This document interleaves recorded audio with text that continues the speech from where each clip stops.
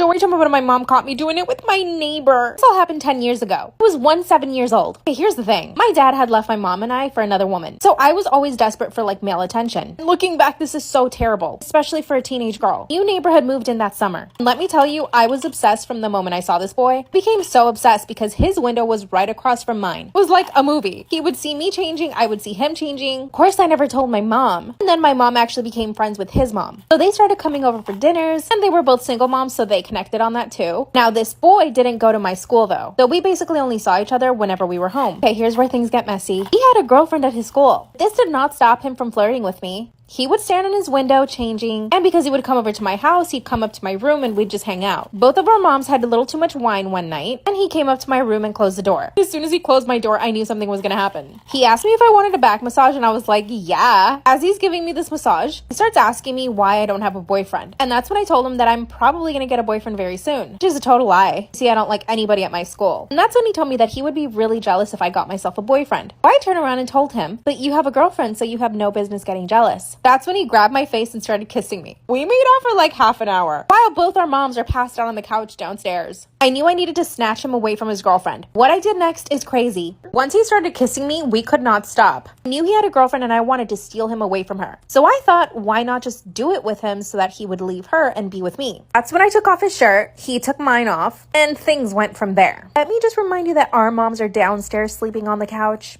Our hearts were racing and we were trying to do it as quickly as possible. By the way, I'm still a virgin at this point, and I just decided right then and there that I would just do it with him. I was being reckless as hell. That's when I hear footsteps coming up the stairs. We jump off each other and we just pretend we're talking. It was his mom coming to tell him that they were going home. My plan worked though. He started messaging me nonstop, and he even blew off his girlfriend that same week to be with me. Told him we could do it the following day if our moms weren't home. His mom went out to run some errands, so I asked my mom to go run me an errand. Evil much? I told him to come over and it happened. And no, it was not good. It was actually terrible. Neither of us knew what we were doing and it hurt like hell. But after that, he was obsessed. Anytime my mom left my house, he would try to come over. One of the times he came over, he asked me if he should break up with his girlfriend. And I said, yeah, you probably should. Duh. He literally called her right then and there and told her that he didn't want to be with her anymore. Then he turns to me and asks me if I want to be his girlfriend. Just to make him more obsessed, I said no. I told him I wasn't ready for a relationship. Then he started begging. He couldn't believe I said no. But this is when we both mess up. We start doing it. We start doing the dirty, but I didn't realize that my mom was home. My mom was supposed to be at work, but apparently she came home early because she felt sick. So while me and my neighbor are upstairs full on doing the dirty, my mom is downstairs making lunch. That's when the door blasts open and it's my mom holding my lunch. I have no clothes on my bed. There was no way my mom was gonna buy that. We were just hanging out. My mom throws the plate of food at my neighbor. He tries to calm my mom down and tells her that he's in love with me. By the way, I was not in love with him. I mean, I liked him, but I wasn't in love. I didn't know what to do, so I just started to cry. Suddenly, my mom calmed down. I have no idea what got into her, but she politely asked him to put on his clothes and leave. As he was getting dressed, my mom told him not to tell his mom anything, that we would keep this a secret. Once he leaves, my mom confesses to me that his mom and her are in a relationship. First off, I didn't even know that my mom swung that way. Then she asked me if I loved him. I had to lie and tell her that I did, so that she wouldn't find out the truth. That I only did it with him so that he could break up with his girlfriend to be with me. My mom gave us her blessing so that he and I could go out. Like I said, this was 10 years ago. Of course, he and I are no longer together, but my mom is still with his mom, so I see him all the time. He still begs me to be with him. He just broke up with my boyfriend, so I think I might give him a chance now. I mean, I did lose my V card to him, but he cheated on his girlfriend to be with me. And he's clingy. Do you guys think I should give him a chance? Can someone please explain to me why teenage girls are so mean for no reason?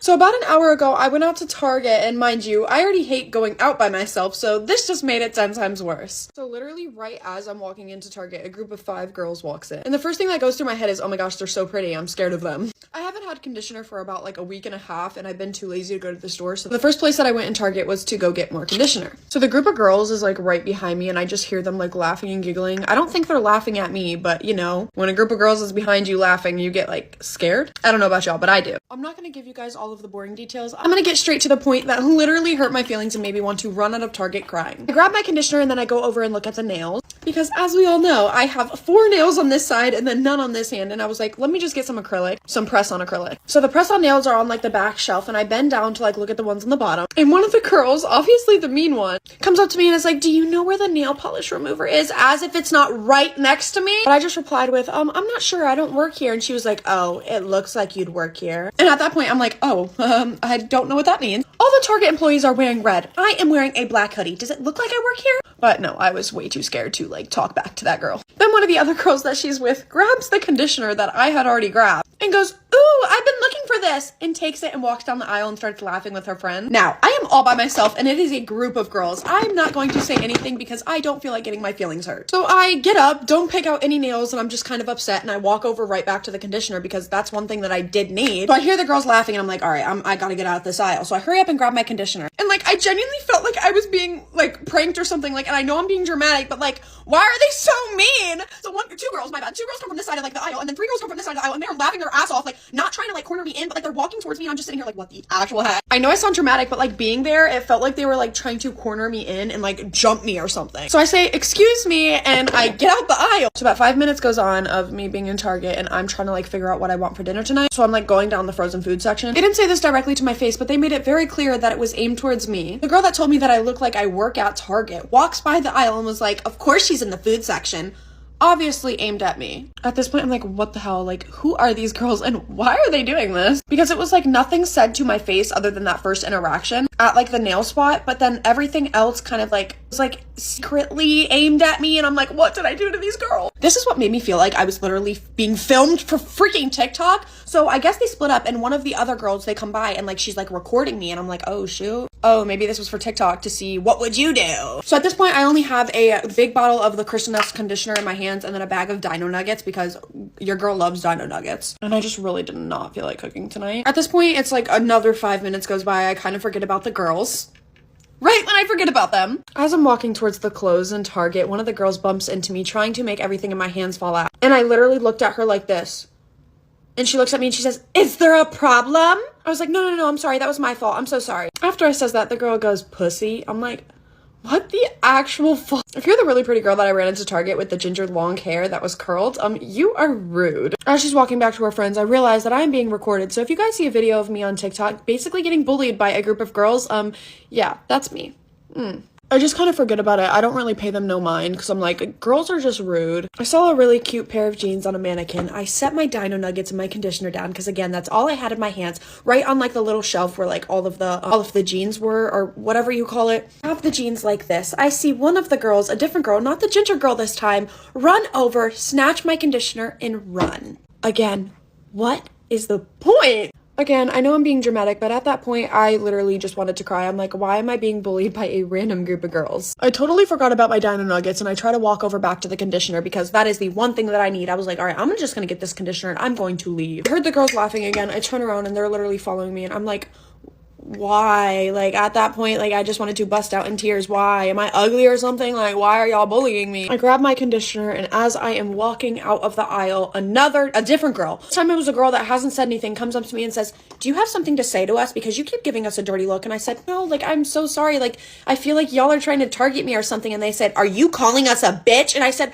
no, I did not say that. Just like that. I was like, no, I did not say that. I'm just trying to get my stuff and leave the store. What is your point in doing this? The girl goes, we just find it funny. And at that point, I'm like, okay, so now I know everything that you guys were doing was on purpose. But again, I'm scared of a group of girls, so I didn't say anything, and I just walked away. I get to self-checkout with just my conditioner. I left my Dino Nuggets that I really wanted. I get over there, and I see the group of girls following me, and I'm like, please, not again. I get to the self-checkout, and one of them comes up to me and was like, oh, I'll pay for that for you. I was like, no, it's okay. Like, I got it. It's literally just a couple bucks. And she was like, no, I'm gonna get it for you. In like the fake high-pitched voice. While I'm insisting no, she taps her phone, pays for my thing, and then walks away with it. At that point, I literally just left Target and was like, I am not doing this. I'm never coming back here. I got in my car and I cried on the way home because I was just being a little dramatic little baby. But I I don't know, guys. If you are one of those girls and you are watching this, please do better and don't do that to anyone else because you made me want to cry in the store. And if that was what your goal was, you succeeded because y'all are bitches. Now I will not be eating anything for dinner because of your little comment that was like, oh, of course she's in the food section. Oh, what is that supposed to mean? What is that supposed to mean? Are you calling me fat? Are you calling me? You could have just called me fat. You didn't have to secretly beat around the bush. No, I'm just kidding. I just ordered Chipotle. Fuck y'all. Love you guys. Bye.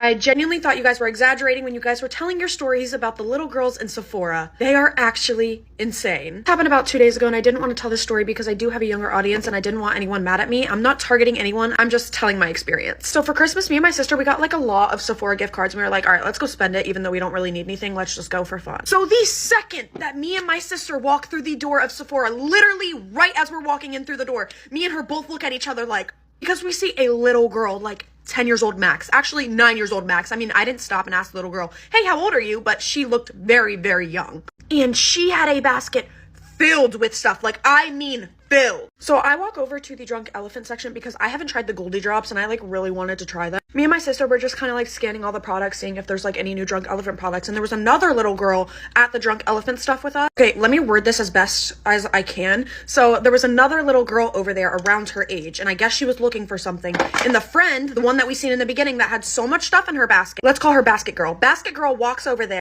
I guess like her friend or sister or whatever that was already at the Drunk Elephant stuff with us, with me and my sister. She goes, oh my gosh, they don't have it. Like she literally screamed it. And then they started like mixing stuff with the Drunk Elephant tester. Then they start opening up the packaged items that you buy and they start mixing those. The packaged items that we're supposed to buy, they're mixing them, using them, and then putting it back into the packet. My sister has no balls. I wasn't gonna say anything, but she did. She said, you guys can't be doing that. The little girl goes, who asked you?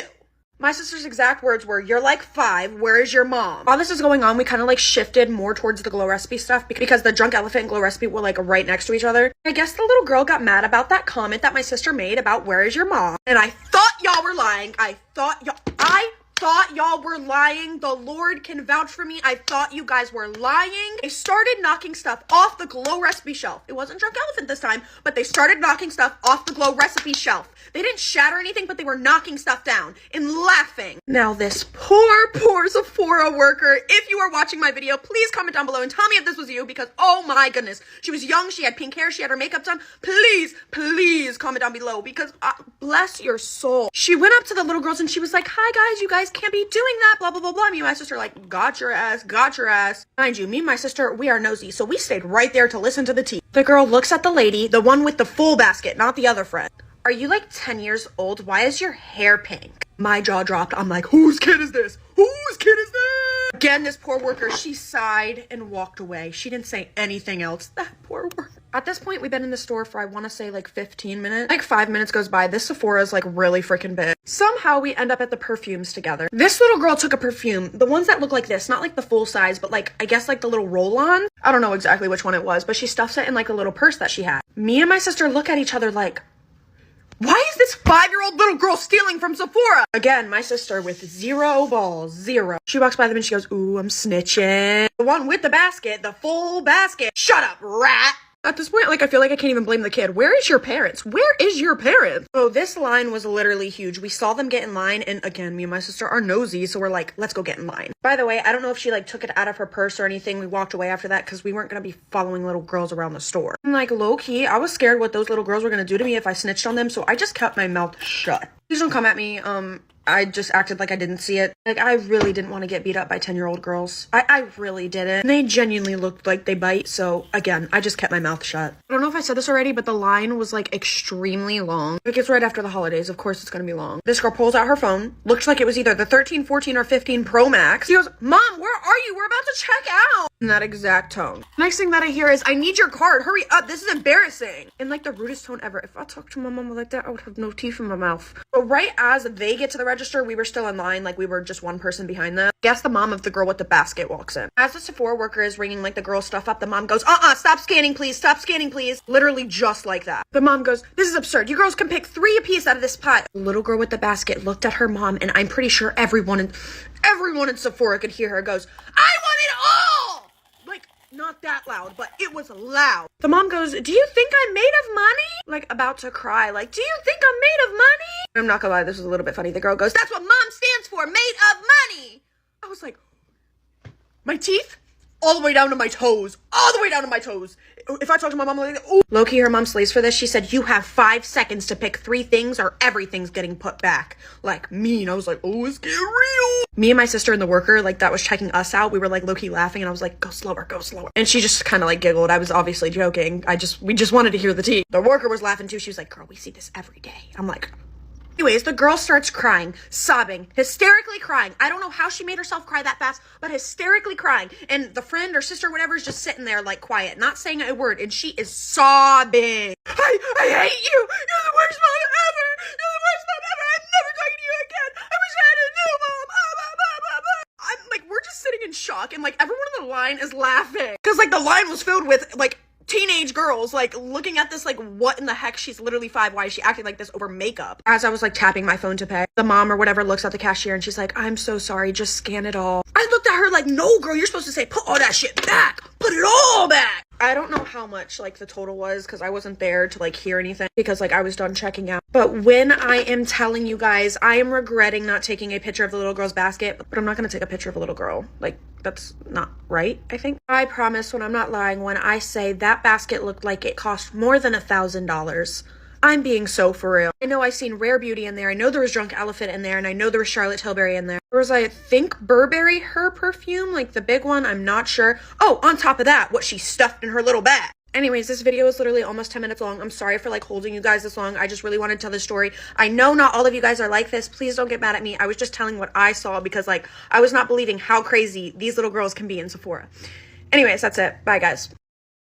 My husband slept with my niece while I was on a business trip. This particular niece is my brother's daughter, and she is 23 years old, and I have always thought over the past few years that she'd always been looking at my husband a little bit too much, but I kind of just told myself I was crazy. I don't do anything about it because I never really saw anything suspicious from my husband's side, and honestly, my brother is kind of a loser. He gambles all his money away, and my husband frequently picks him up at the hospital and pays for his liver medicine because he drinks his life away. My husband is the complete opposite of him. He has his own business with 45 employees. He takes really good care of himself, and I know that my niece really looks up to him for this, and she's learned a lot about business from him. When the line was really crossed was one day when she ironed his suit because he wears suits like every day and she wanted to prepare it for him. At this time, I was honestly really busy with my 7-year-old daughter who was having a hard time getting adjusted to a new school, so I kind of just brushed it off. I didn't really care at that point. I told her I would just order food every day, but she insisted and said that she cooked what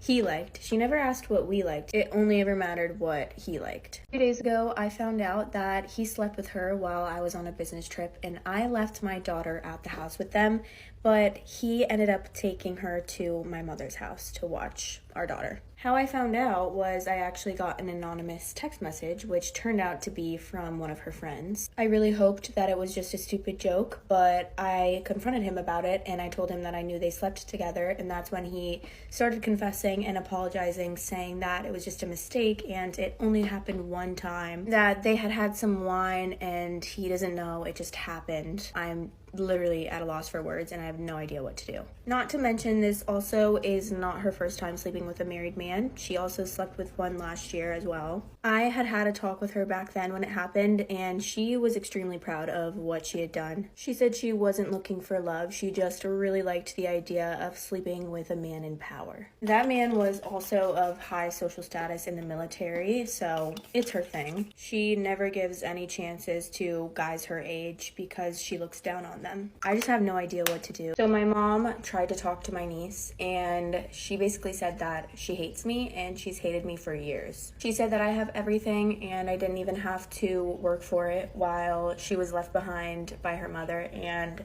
pitied for having a loser of a father. And on the other hand, I had a perfect career and a perfect life. That's what she said, like verbatim. I also had to end up returning back home because it will affect me in court if I don't let my husband see my daughter.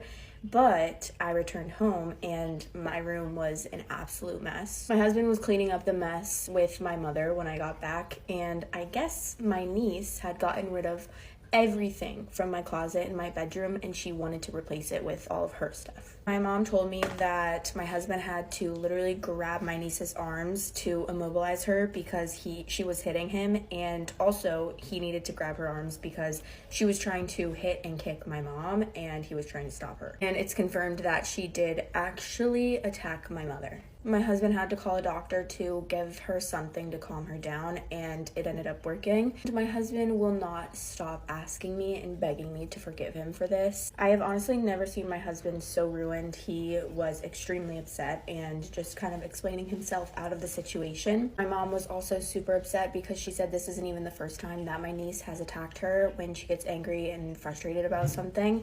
But my mom just never wanted to do anything about it because she felt like if she had something on her record, it would ruin the rest of her life, and she's already been through so much. Of course, my brother, my niece's dad, just continues to be a loser, and he's even trying to ask my husband for money because my husband slept with his daughter. It honestly seems like he is trying to like pimp her out or something. I mean, I don't know, maybe that's too much and I'm just assuming things, but that's really what it seems like.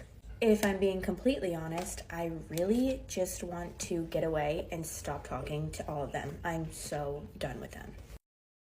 Am I wrong for moving 1 hour away from my kids? Some background on the story. We don't live in America, so the laws about kids can be very different here. My ex-wife was a real piece of art. While we were married, we were intimate only to conceive our 2 children, and when things didn't go her way, she decided to stop talking to me. Her record for that was 7 weeks. 7 weeks where she did not utter a single word to me, even when I asked her anything. She never wanted to visit my side of the family. She always went to bed with the kids as soon as she heard me arrive home, which was 8 p.m. at the latest, even in the summertime. One day I came home and sat on the sofa, again alone. I heard a ping coming from her tablet when she left it on the sofa. I looked and saw it was a group chat with her and her sister where they were asking, when are we moving the other things out? We need to take as much as we can. So I started reading and discovered that while I was at work, she was constantly moving things out with her family to stock in their attic. The next day would be the big day. They were planning on taking everything and leave me with 1 fork, 1 knife, 1 spoon, 1 plate, and 1 chair. I was in complete shock because I did not expect this. Homie, if she can go 7 weeks without talking to you and you live in the same house, that marriage is over. 7 weeks? When I get into an argument with someone in my household, okay,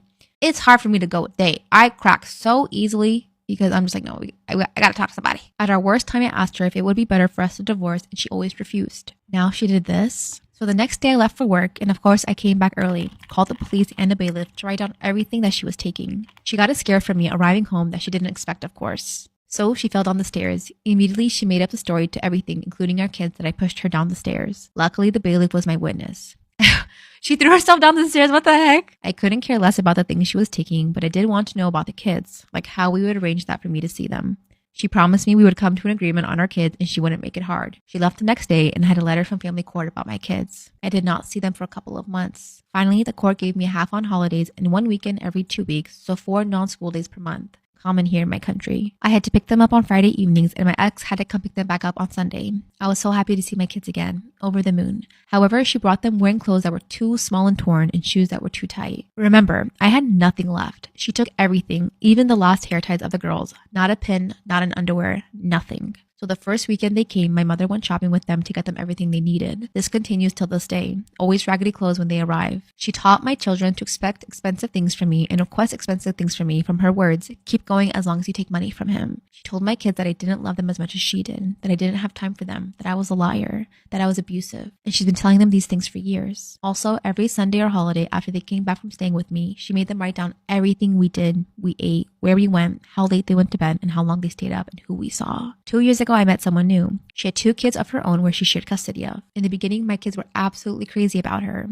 They hung around her neck and hugged her and held hands whenever we went out. My ex immediately started to stalk my new partner everywhere. She found her on Facebook, TikTok, Google reviews, everything. One day we went to a performance of our friends with our kids and there was pictures taken. One of the pictures showed my kids sitting on my new partner's lap and laughing and waving. When the kids went back home, she immediately forbid them to hug, kiss, or sit in the lap of my new partner. Sadly, they listened. And although it has always hurt my new partner, she understood and did not want to put my kids in the crossfire by forcing a hug. We tried to do everything in the same for all 4. We went to a theme park and stayed at that hotel with the theme suites. We went to Disneyland with all of them. We went to Crate with my oldest, 14, of my partner, but then went to Amsterdam and a theme theme park with the younger 3. For my oldest 12, it was never enough though. She followed her mother's thinking and always wanted more and all the attention and all of the gifts and expensive clothes. But my youngest was happy with anything and everything as long as she was with me, doing things together. She's 10. Fast forward a year, my house was too small for our new family and too far from the school of my partner's kids. She rented a small house, also too small for our new family. We decided to buy a bigger house together where all 4 kids could have their own room. Because my new partner has shared custody of her kids, she had to take into account her ex and the school of the kids. So we decided to buy a house close to where she lives now so her kids didn't have to change school or her ex doesn't have to drive an hour to take them to school and back. I never have to bring my kids from school because I only have them in the weekends or on school holidays. We moved last summer in August. My ex-partner was furious that I sold my house for more than she got it for 4 years ago. House prices rises. She was furious that we also bought a house together.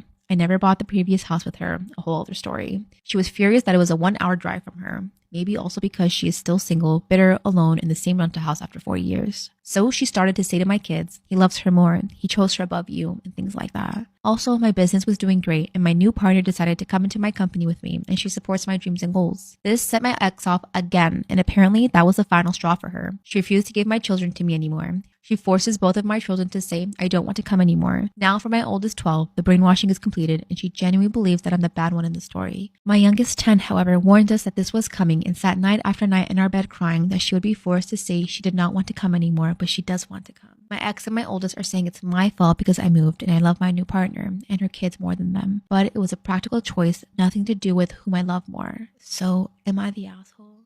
Man, a lot of stuff I want to say there. Give me a minute. Okay, so firstly, I hate hearing these things because it makes me so sorry that people go through such things in life. And it sounds like you've tried your best to make the right decision for your children while balancing your own happiness and the needs of your new family. While your ex-wife's manipulation and attempts to turn the children against you are heartbreaking, this isn't a situation you created. Moving to accommodate your new family's need wasn't about abandoning your kids. It was a decision that was made on practical reasons. You still maintain visitation rights and have made efforts to spend quality time with your children, even when faced with your ex's behavior. It seems like your ex has used the move as an excuse to continue poisoning your relationship with your kids, which really sucks. Especially your eldest, who has unfortunately absorbed her mother's narrative. It sucks at that age. You don't know what to believe. And you just, of course, you see your mom spitting all these things to you and being emotional. Your dad did this, your dad did that. You can't help but sympathize with your mom. As far as being the asshole, absolutely not. I don't think you are in the slightest. You're making the best of an incredibly difficult situation, one where no matter what you do, your ex is determined to make you out to be the villain.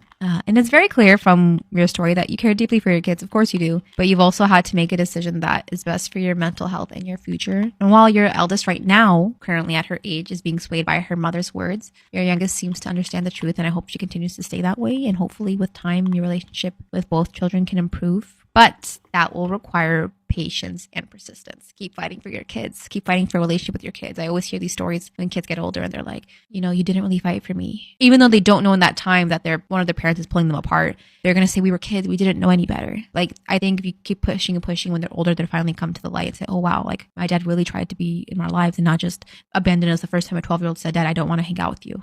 So I think that's really important to continue that persistence, even though I know it can be hard. It's not about loving anyone more or less. It's about creating a stable environment for everyone involved. There was a time in my relationship when I thought my boyfriend had fell out of love with me. He went days without touching me or kissing me. I felt like he was being very distant and unloving. I wanted to know how my boyfriend would react if I left without telling him anything. So I wrote him a letter saying that I was tired of him and I didn't want to live with him anymore. I knew it was real petty and real childish for me to write this letter. But baby, I needed to know how my boyfriend really felt about me. It was like a prank or something, right? So after I wrote the letter, I sat the letter on our nightstand next to our bed so he could easily find it, because that's where he put his watch after he takes it off his wrist. Anyways, I climbed up under our bed and I hid until he got home. I was hoping that he was going to be really upset when he found that letter and he see that I'm not home. About 10 minutes later, I heard my boyfriend walk through the front door and he was walking towards our bedroom. I'm peeking from up under the bed and I seen him grab the letter and he read it. After a little bit of silence, he grabbed a pen and he wrote something down on the letter. Now I'm wondering, what could he have have added to this letter. Then I seen him head to our closet and he was getting all dressed up. While he was doing that, he seemed happy. He was bouncing around the room, dancing and singing. Baby, I ain't gonna lie, I was getting hurt. My feelings was getting hurt, okay? I'm thinking to myself, why isn't he heartbroken? But things only got worse. My boyfriend picked up his phone and he started to dial a number. So I started to tune in to see who he was calling. I heard him talking on the phone and he said, "Hey, sweetheart, I'm just changing my clothes. I'll be there in a little bit." I heard that and I was like, oh, no wonder why he wasn't heartbroken. Tears started to fall down my eyes. Before he hung up the phone, he said, "I think my girlfriend finally found out that I was cheating on her, so she left." He said, "I wish I had met you before I met her." And then he hung up the phone. After that, he walked out the room. I heard our front door open and then close, so my boyfriend was gone. That's when I climbed out from under the bed. I wanted to see what my cheating boyfriend wrote on this letter. So I read the letter and it said, "I seen your feet up under the bed, you idiot. I'm going out to buy eggs." That's Jane Rose, and she asked me to share her story with you all.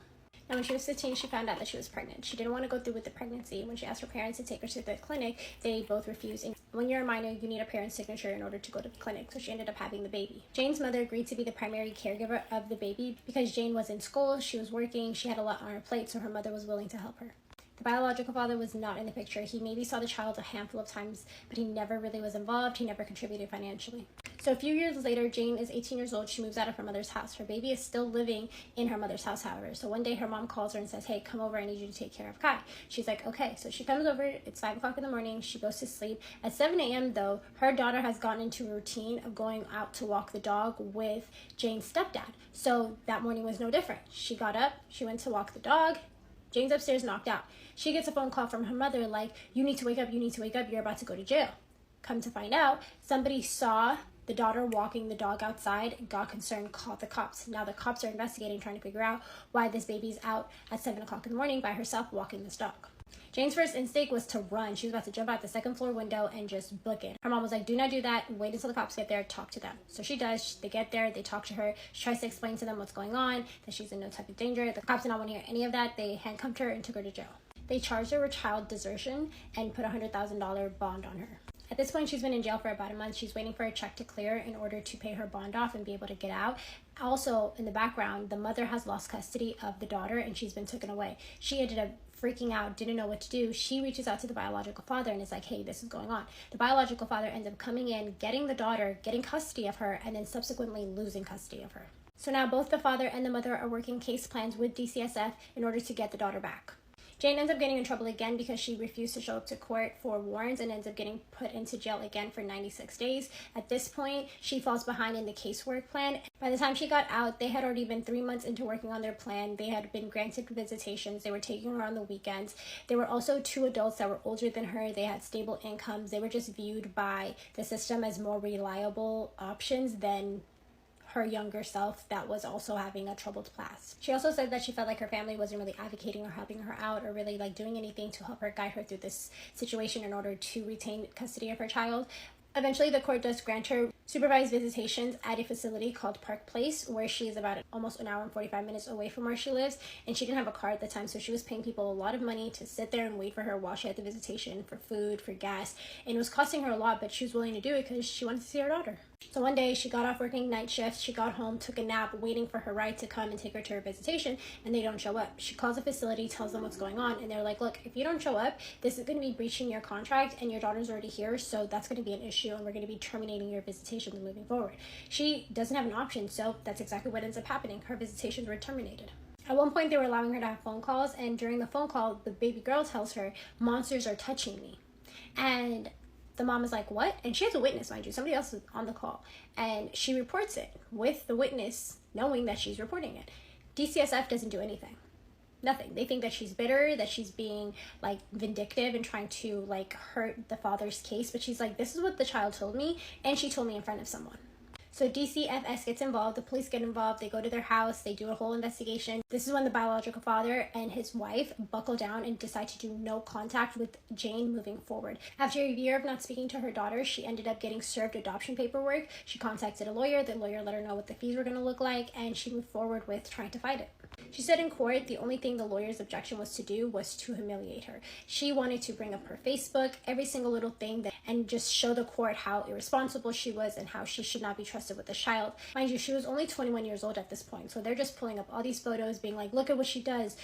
They're basically trying to claim that she was a user and that she just had this uncontrollable kind of addiction.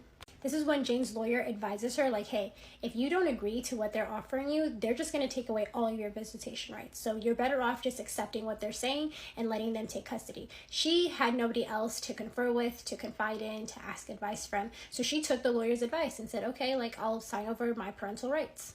They basically offered her a biannual visitation in front of a psychiatrist for 1 hour. It was only going to happen for the next 3 years, and then after 3 years, they were going to make a decision with the psychiatrist and with the parents, both putting in the recommendation on whether or not she should be allowed to have a relationship with the daughter. And at this point, Jane was just thinking, my daughter deserves a chance at a normal life. She deserves a chance at a normal household. Let me just step back and let them be her parents. I'm just going to let them do their thing. She decides not to move forward with the visitations and just moves on with her life. She said in the back of her mind, she always knew that her daughter would ask about her, that she would come back and look for her, because she felt like while she was in her household, she was never neglected, she was never abused, she was never mistreated. So she would only have fond memories of her mother. So she just felt like if I let her go now, she's going to come back in the future.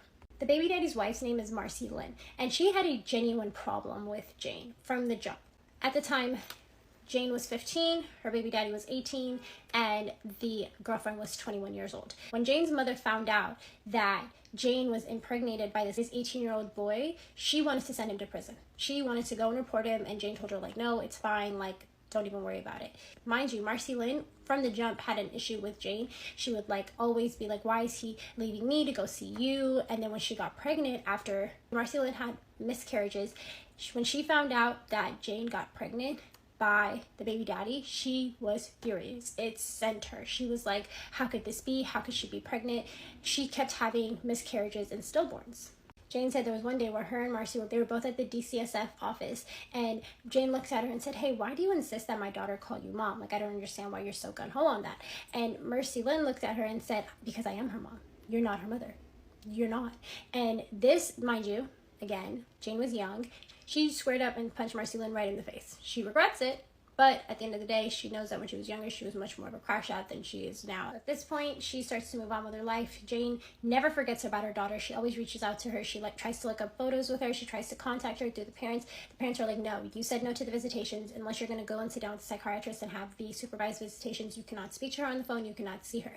But Jane never gave up. She always tried to keep in contact with her. But then she started to realize something really weird was going on in that household.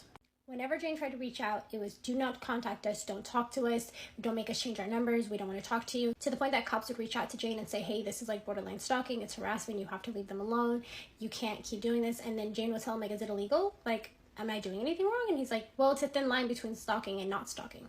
One of the weird parts about all of this was that Marcy Lynn had a complete control over the daughter and the husband. Neither of them were allowed to have devices. Neither of them were in contact with the biological father's family. She had completely isolated them. Nobody got to talk to that family from the outside. Jane thinks it's because Marcy knew that she was still in contact with the biological father's family and was a connection point back to her, and so she was trying to just sever any way that Jane was able to connect back to her daughter.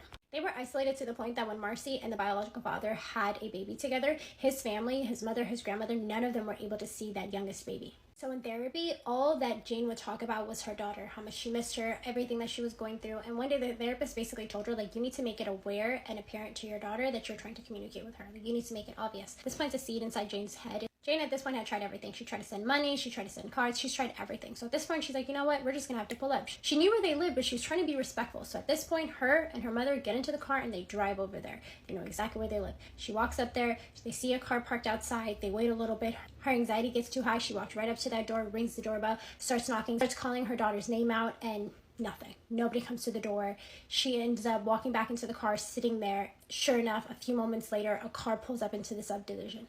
This is when her mother looks at her and goes, that's definitely for you. We should go. So they dip out. At this point, the cops call her and they're like, hey, you need to come back. We need to handle this. And she's like, I didn't do anything wrong. All I did was walk up, knock, and I left. And they're like, you need to come back. And she's like, I'm not coming back. She was already driving back home. So she drives home and they basically call her back and say, hey, you're banned from that property. She's like, so I can be on the street? And they're like, yeah, you can be on the street, but you cannot be in that property. She's like, okay, cool. So this one, she gets the idea to just send random Amazon gifts to her daughter straight to the house. And so she doesn't put her name on it. She just puts her daughter's name on it. And the mother, without knowing it, was giving her the gifts. And she would open it. Come to find out, the day that Jane went and knocked on the door, her daughter was on the other side. She heard everything. She saw everything. The stepmom was sitting there like, go back, don't say anything. But she saw. So she made her presence known to her daughter now. All of Jane's social medias are set to private, but her Facebook is positioned in a way where anything that's about her daughter, she makes public. 5 months have passed since she started sending these Amazon gifts, and at this point, she's just, still gushing on Facebook, saying like how much she loves her daughter, all of these. And under one of those posts, she sees a comment that says, I'm sure she loves you too.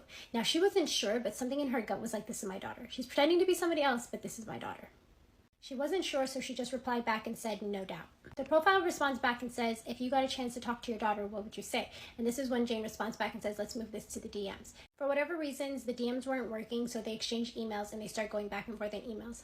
Mind you, the stepmother and the biological father have painted Jane out to be a monster, saying things like, you better be careful because you're going to end up like your mother if you don't listen to us. Like basically like turning her into this villain. So she knew that her daughter was going to be really hesitant. She allowed her to pretend to be somebody else for about 3 days. After a few days, she gets an email on her way to dinner with her boyfriend, basically saying that the daughter was being abused. And this completely threw her into a complete spin. She didn't know what to do. She was just reading this email over and over again, not really wanting to talk to her boyfriend about it, and was just like, what? So she's not sure, but this does track with what she said when she was younger, when she said monsters are touching me. So she comes up with a game plan to basically put a cell phone at the neighbor's house near her daughter's house and get her to get the cell phone. So she gets the cell phone, they start communicating. When Jane first got her daughter on the phone, they did not sleep for 7 days straight, just exchanging stories. Basically, the daughter was telling her how they were abusing her, they would withhold food from her, they would do this to her, and the stepmother was aware that this was happening to her, and she didn't do anything. She didn't protect the daughter. And the daughter basically tells her that she's been writing all of this down in a diary,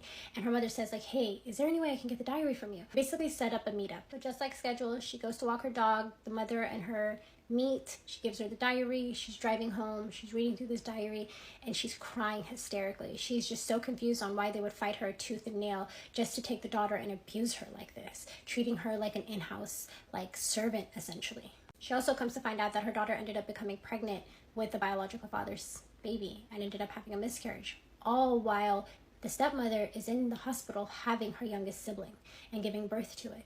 And all of this is simultaneously happening as she's getting abused severely by the stepmother.